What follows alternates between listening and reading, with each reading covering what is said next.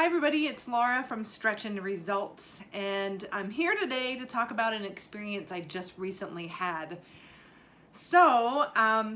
As many of you know, or you may not know, I left a job that I'd been in for almost 28 years and started a business. And when you start a business, there's going to be ups and downs to that. And this was one particular week where I was having a kind of a down week and I really needed to pull myself out of it. So I was, really taking some time for deep thought and reflection.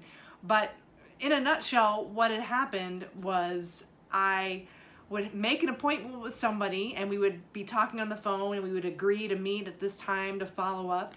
And that person wouldn't answer the phone. They would just blow off my call. And I would just call them and very politely leave a voicemail and say, hey, we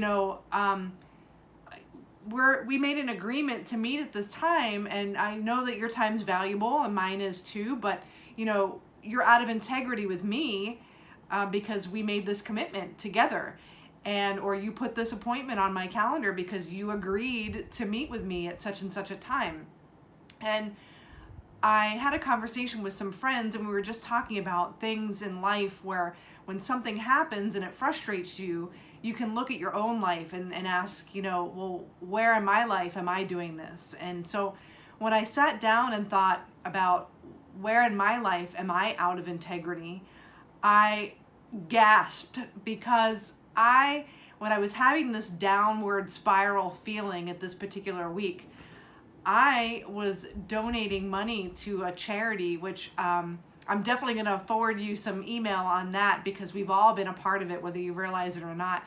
I had agreed to do a year-long, commitment to pay into this charity and help them flourish and grow. And I got scared because it was my first couple of months without having my old job's paycheck and really that bumpy transition. And so I decided to put the last 2 months of the year on hold. It was my last 2 payments for the year. And as soon as I realized that I wasn't fulfilling my commitment, and I could tell myself all the excuses in the world that I wanted, like, oh, but I'm giving to this charity and it's, they wouldn't have had this income anyway. And it's, so I really was giving and it doesn't matter. I made a commitment to do this, a certain amount of dollars that they were planning on for X amount of time, and I fell back on my commitment, and it's reflecting in my results. And immediately, I called the charity who also does this work, is very familiar with Bob Proctor and the law of attraction, and I said, I am so sorry. I was caught up in fear, worry, and doubt. And I didn't honor my commitment to you. And I have 2 more months left, and I definitely want to keep this relationship going, but I at least want to honor what I said I was going to do, and please finish out the year. And so the lady that I was speaking to just said, you just had a terror barrier moment. And she just really appreciated me sharing that with her, and it was inspiring for her to hear. Shortly after that, I spoke at an event just to give back, and somebody connected with me, not to be a client or anything, but to just recommended that I come on a radio show and talk.